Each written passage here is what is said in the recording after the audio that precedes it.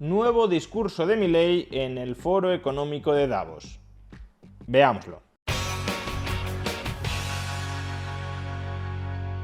El año pasado, el discurso de Javier Milei en el Foro Económico de Davos resonó dentro y fuera del auditorio.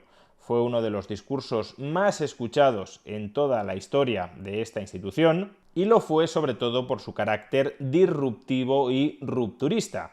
El año pasado, Javier Milei articuló una entusiasta defensa del liberalismo acompañado de una frontal crítica al socialismo. Y este año, en su segundo discurso en el Foro Económico de Davos como presidente de Argentina, ha querido mantener este mismo esquema dialéctico. Por un lado, ha defendido el liberalismo y por otro, ha criticado no tanto el socialismo, sino la ideología woke. El enemigo antiliberal contra el que este año Javier Milei ha querido cargar las tintas es el wokeismo, como él mismo reconoce en su discurso. Hoy vengo aquí a decirles que nuestra batalla no está ganada, que si bien la esperanza ha renacido, es nuestro deber moral y nuestra responsabilidad histórica desmantelar el edificio ideológico del wokeismo enfermizo y el gran yunque que aparece como denominador común en los países e instituciones que están fracasando es el virus mental de la ideología woke. De hecho, Javier Milei no se corta en este discurso a la hora de acusar a ese Foro Económico de Davos en el que está interviniendo de haber sido uno de los principales impulsores de ese virus woke. Si queremos cambiar, si queremos verdaderamente defender los derechos de los ciudadanos, primero tenemos que empezar por decirles la verdad. Y la verdad es que hay algo profundamente equivocado en las ideas que se han estado promoviendo desde foros como este. Pero, ¿qué es exactamente el wokeismo, la ideología woke, para Javier Milei? Milei contrapone el wokeismo a los valores tradicionales del liberalismo, que según él mismo constituyen la culminación filosófica, evolutiva, de lo que entendemos por Occidente. Occidente representa el pico de la especie humana, la tierra fértil de su herencia grecorromana y sus valores judeocristianos se plantaron las semillas de algo inédito en la historia. Tras imponerse de manera definitiva sobre el absolutismo, el liberalismo inauguró una nueva era en la existencia humana. Dentro de ese nuevo marco moral y filosófico que ponía la libertad individual por encima del capricho del tirano, Occidente pudo dar rienda suelta a la capacidad creativa del hombre, dando inicio a un proceso de generación de riqueza nunca antes visto. Pero esta hegemonía cultural del liberalismo en Occidente, que según Milei supone, como digo, la culminación de las ideas que gestaron originariamente a Occidente, se vio progresivamente corrompida a lo largo del siglo XX con la emergencia del estatismo explosivo. Sin embargo, en algún momento del siglo XX perdimos el rumbo y los principios liberales que nos habían hecho libres y prósperos fueron traicionados. Una nueva clase política, amparada por ideologías de corte colectivistas y aprovechando momentos de crisis, vio una oportunidad perfecta para acumular poder. Toda la riqueza creada por el capitalismo hasta ese momento y en el futuro sería redistribuida bajo algún esquema de planificación centralizada, donde el puntapié inicial a un proceso cuyas nefastas consecuencias estamos padeciendo hoy mismo. Y así, según Milei, la culminación de esa subversión de los valores liberales que habían caracterizado a Occidente es lo que hoy conocemos como wokeismo. En esto consiste fundamentalmente el wokeismo. Es el resultado de la inversión de los valores occidentales. Cada uno de los pilares de nuestra civilización fue cambiado por una versión distorsionada de sí mismo, mediante la introducción de diversos mecanismos de subversión cultural. ¿Pero en qué consiste exactamente esta subversión? Pues en lo fundamental, que pasamos de un concepto de libertad negativa, de libertad frente a la interferencia coactiva del Estado en nuestras vidas, a un concepto de libertad positiva o de liberación. Es el Estado el que ha de intervenir en nuestras vidas para posibilitar nuestra emancipación y reparar injusticias sociales históricas. En otras palabras, del concepto de libertad como protección fundamental del individuo frente a la intervención del tirano, pasamos al concepto de liberación mediante la intervención del Estado. Sobre esta base fue construido el wokismo. Y esta subversión o inversión de los valores occidentales propios del liberalismo en valores frontalmente antiliberales y antioccidentales se observa, según Milley, en numerosas causas, en sus orígenes nobles y compatibles perfectamente con el liberalismo, pero que el wokismo ha abanderado y distorsionado por entero. Feminismo, diversidad, inclusión, equidad, inmigración, aborto, ecologismo, ideología de género, entre otros, son cabezas de una misma criatura cuyo fin es justificar el avance del Estado mediante la apropiación y distorsión de causas nobles. Por ejemplo, feminismo. El liberalismo venía defendiendo desde siempre la igualdad ante la ley, por tanto también la igualdad ante la ley entre hombres y mujeres, pero el wokismo coge esa lucha noble a favor de la igualdad legal, jurídica, entre el hombre y la mujer, y la convierte en una lucha de la mujer contra el hombre para conseguir la emancipación de la mujer, del colectivo mujer, frente al colectivo hombre. Y todo ello, por supuesto, a través de legitimar el intervencionismo estatal en la vida privada de las personas. El feminismo radical es una distorsión del concepto de igualdad y aún en su versión más benévola es redundante, ya que la igualdad ante la ley ya existe en Occidente. Todo lo demás es búsqueda de privilegios, que es lo que el feminismo radical realmente pretende, poniendo a una mitad de la población en contra de la otra cuando deberían estar del mismo lado. O también en el ecologismo, la pretensión de proteger, de preservar, de mejorar la propiedad privada de cada cual y también la propiedad privada comunal, colectiva, que también existe, es una pretensión que desde luego está inserta en los valores liberales. Pero el ecologismo de nuevo le ha dado la vuelta para encargarle al Estado la misión de ser él el que tutele la protección del medio ambiente y de que, por tanto, se entrometa, interfiera, violente la propiedad privada de todas las personas. Porque como todo es medio ambiente, si el Estado es el protector del medio ambiente, entonces tiene derechos sobre la propiedad privada de todos los particulares, hasta el punto de terminar asfixiando, maniatando, destruyendo las bases del crecimiento económico. El wokismo, además, se manifiesta en el siniestro ecologismo radical y la bandera del cambio climático.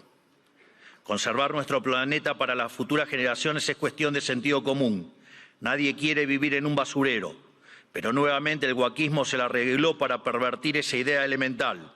De preservar el medio ambiente para el disfrute de los seres humanos, pasamos a un ambientalismo fanático donde los seres humanos somos un cáncer que debe ser eliminado y el desarrollo económico poco menos que un crimen contra la naturaleza.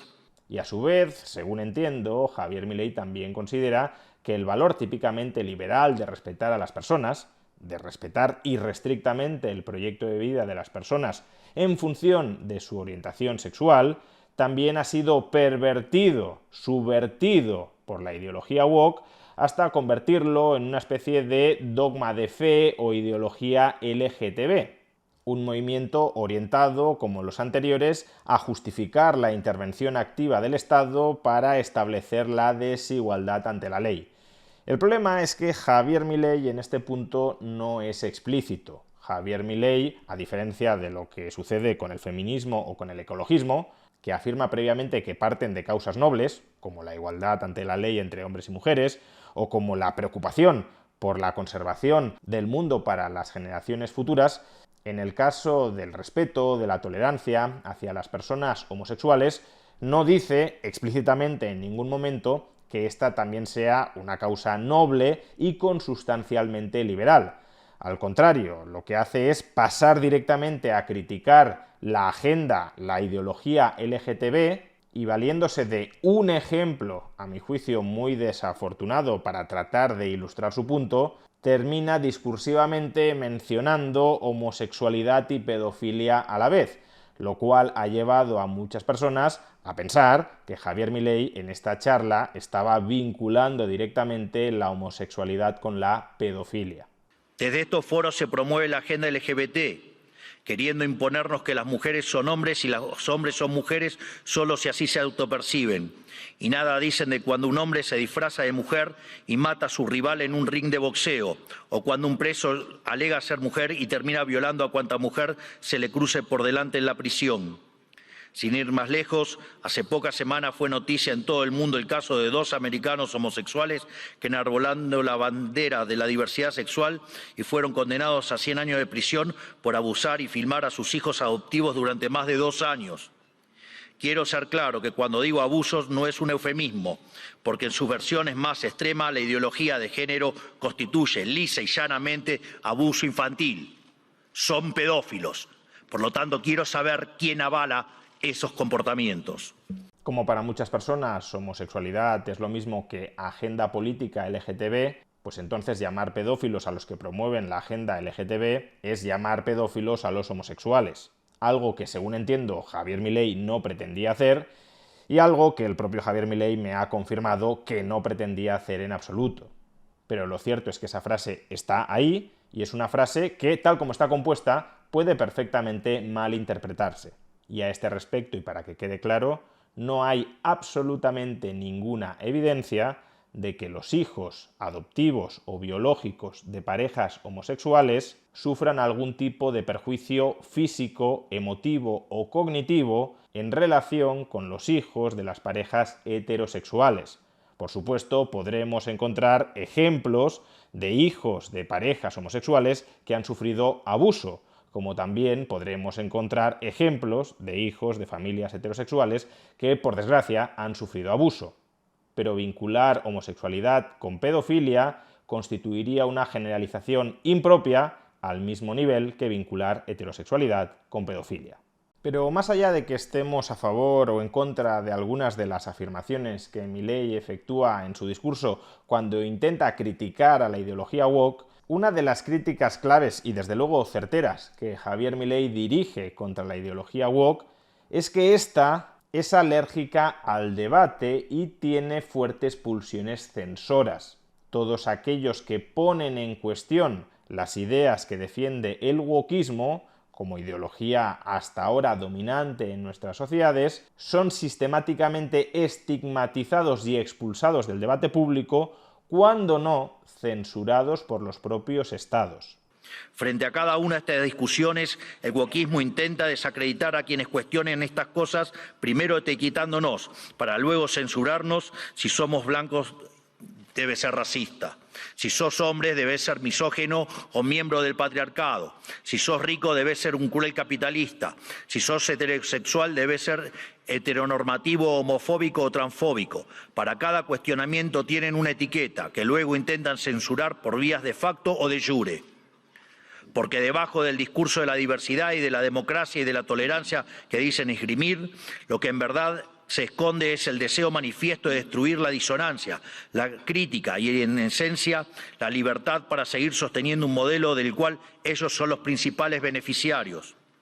¿O acaso no escuchamos estos días cómo ciertas autoridades europeas importantes, bastante rojitas, por decirlo de alguna manera, llaman abiertamente a la censura?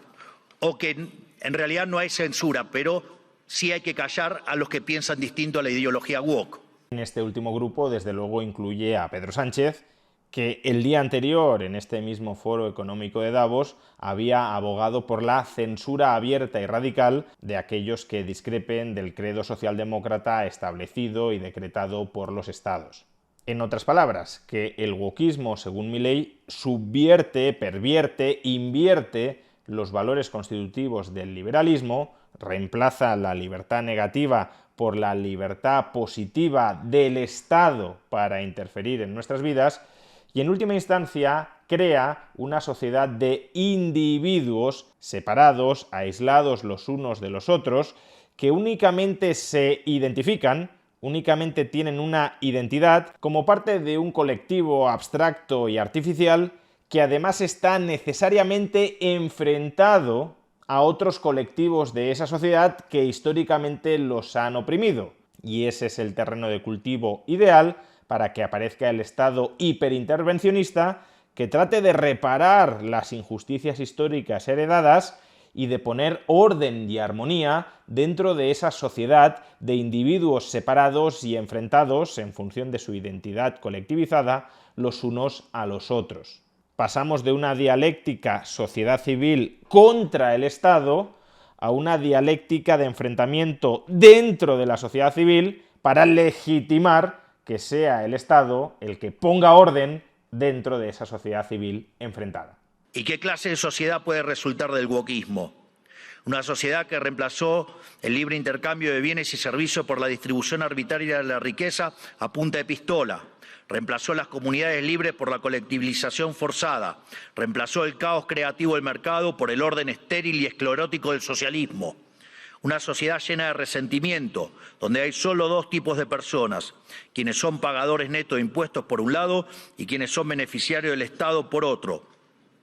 Y no me refiero con esto a quienes reciben asistencia social porque no tienen para comer. Hablo de las corporaciones privilegiadas, hablo de los banqueros que fueron rescatados en la crisis subprime, de la mayoría de los medios de comunicación, de los centros de adoctrinamiento disfrazados de universidades, de la burocracia estatal, de los sindicatos, de las organizaciones sociales, de las empresas prebendarias del Estado y de todos los sectores que viven de los impuestos que pagan los que trabajan. Hablo del mundo que describe Ayn Rand en La rebelión de Atlas, que lamentablemente se ha materializado. Un esquema donde el gran ganador es la clase política, que se convierte a su vez en árbitro y parte interesada de esta repartija. Lo repito, la clase política es árbitro y parte interesada en esta repartija. Y como siempre, el que reparte se lleva la mejor parte. Y frente a la ideología woke imperante, que según Javier Milei se está empezando a resquebrajar, ¿qué propone el presidente de Argentina? Pues minimizar el tamaño y la intervención del Estado en sociedad para regresar y recuperar los principios, los valores tradicionales del liberalismo. Esto quiere decir que nuestra primera cruzada, la más importante si queremos recuperar el occidente del progreso, si queremos construir una nueva época de oro, tiene que ser la reducción drástica del tamaño del Estado. No solo en cada uno de nuestros países, sino también la reducción drástica de todos los organismos supranacionales. Porque es la única forma de cortar de cuajo con este sistema perverso, drenándole los recursos, para devolver al pagador de impuestos lo que es suyo y terminar con la venta de favores. No hay mejor método que eliminar la burocracia estatal para que no exista la posibilidad de vender dichos favores. Las funciones del Estado deben limitarse nuevamente a la defensa del derecho a la vida, a la libertad y a la propiedad. Cualquier otra función que el Estado se arrogue será en detrimento de su tarea fundamental y culminará inexorablemente en el leviatán omnipresente que hoy todos padecemos. Es decir, tenemos que reencontrarnos con verdades olvidadas de nuestro pasado para desatar el nudo del presente y dar el próximo paso adelante como civilización hacia el futuro. ¿Y qué veo cuando miro para atrás? Que tenemos que abrazar una vez más las últimas tesis comprobadas de éxito económico y social, es decir, el modelo de la libertad, volver a abrazar las ideas de la libertad, volver al liberalismo. Ojalá termine siendo así y ojalá regresemos a una sociedad liberal caracterizada por valores liberales tan característicos como la libertad individual, la igualdad ante la ley y el respeto irrestricto a los proyectos de vida pacíficos de las personas, sean quienes sean esas personas y sean cuales sean sus proyectos de vida pacíficos.